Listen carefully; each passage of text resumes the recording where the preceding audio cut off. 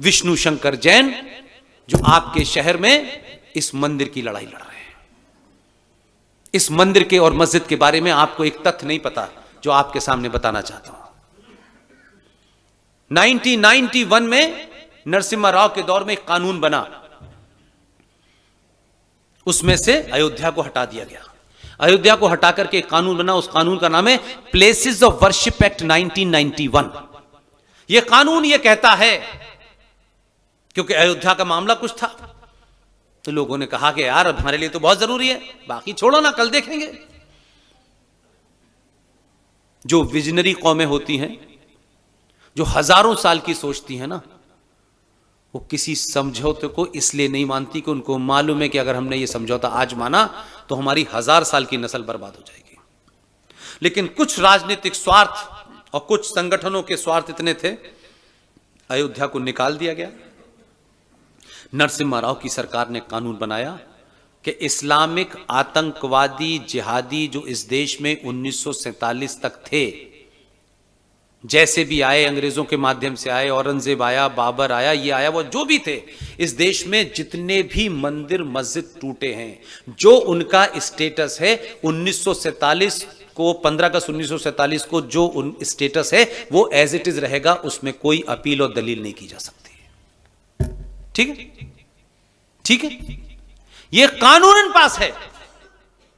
आपकी मथुरा की सच्ची कहानी नहीं बताएंगे, क्योंकि उसमें आपके दलाल शामिल हैं।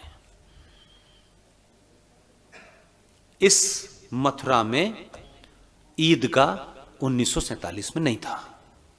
पता है आपको ये बात? ये ईदगाह, कृष्ण जन्मभूमि का जो झगड़ा है, ये ईदगाह 1947 में था ही नहीं। तो फिर इसका स्टेटस तो बदलना जाना चाहिए, ये तो उस कानून में नहीं आता। 1965 में मध्य प्रदेश का एक मक्कार मुख्यमंत्री द्वारिका प्रसाद मिश्र और बिहार का एक अय्यर गवर्नर, इन दो मक्कारों ने कृष्ण जन्मभूमि की जो ओरिजिनल ट्रस्ट है, जो ओरिजिनल ट्रस्ट थी, उसके बिहाफ पे एक फेक ट्रस्ट क्रिएट की। एक्स मुख्यमंत्री द्वारका प्रसाद मिश्र मध्य प्रदेश और बिहार का गवर्नर अय्यर, इन्होंने एक ट्रस्ट बनाया दोनों ने, और उस ट्रस्ट में आपकी जमीन नंबर 2 में मुसलमानों को बेची, जिस पे ईदगाह बना हुआ है। अपने लोग अगर दुश्मन से ज्यादा खतरनाक हैं तो उनके साथ भी वही बर्ताव होना चाहिए। ये नहीं हो सकता। इसलिए मैंने शुरू में कहा, मेरे ने किया है तो इसको बचा लो, उसने किया है उसका, तो ये गंदगी इतनी हो चुकी है कि अब आपका बचने वाला कोई नहीं है। लिहाजा प्लेसेस ऑफ वर्शिप एक्ट बन चुका है। उसके बाद भारत के किसी मंदिर के ऊपर जो उस पर तोड़ करके मस्जिद भी बनाई हुई है, उसमें 99% हिंदुओं के हैं, उन स्ट्रक्चर को नहीं हटा सकते। विष्णु शंकर जैन, हरिशंकर जैन का बेटा, उसने ये लड़ाई लड़ रहा है सुप्रीम कोर्ट के अंदर।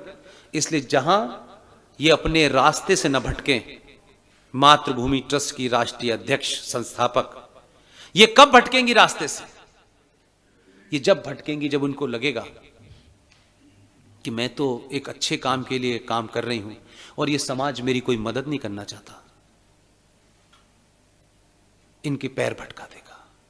हम तो पूरी इनिंग खेलने के बाद हमको लगा कि अब जो भी हैं, हम जिस भी स्थिति में हैं, अगर हम इसमें कुछ कर सकते हैं तो ये 10-12 लोग जिनका मैंने नाम लिया, आज भी सुशील भाई कोई ऐसी ही मीटिंग लखनऊ में कर रहे हैं, आरएसएन कहीं कर रहे हैं, जीडी कहीं कर रहे हैं, ललित अंबरदार कहीं कर रहे हैं, प्रोफेसर कपिल कुमार कर रहे हैं। हमारी सबकी कोशिश है, हम नहीं जानते, हम नहीं जानते कल क्या होगा, लेकिन हमारी कोशिश है, हम खुले रूप में कह रहे हैं, हम किसी पार्टी के बंधुआ और किसी संगठन के बंधुआ मजदूर नहीं हैं।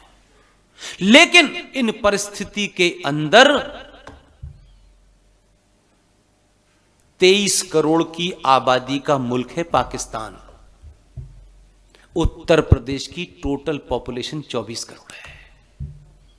वहां सेना मिलके, कैबिनेट मिलके नहीं चला पा रही। यहां एक आदमी जिसके सर पे बाल नहीं है, आते ही फिर दोबारा से साफ करा देता है। एक गेरुए रस का कपड़े पहना हुआ है, न उसके बाप का पता, न माँ का पता, न बहन का पता, न रिश्ते पता, न मकान का, न दुकान का, सुबह से शाम 24 करोड़ के इस राज्य को चला रहा है। और उस ये कहता है, उसमें ये ताकत आपकी है कि वो कहता है कि जिस भाषा में सुनना चाहते हो उसी भाषा में जवाब दूंगा।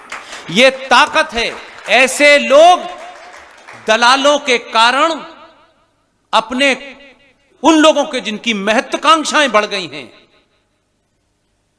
वो दिल्ली में हो या लखनऊ में हो, उनके मंसूबे अगर वो हमारे भी हैं तो वो हमारे नहीं हो सकते।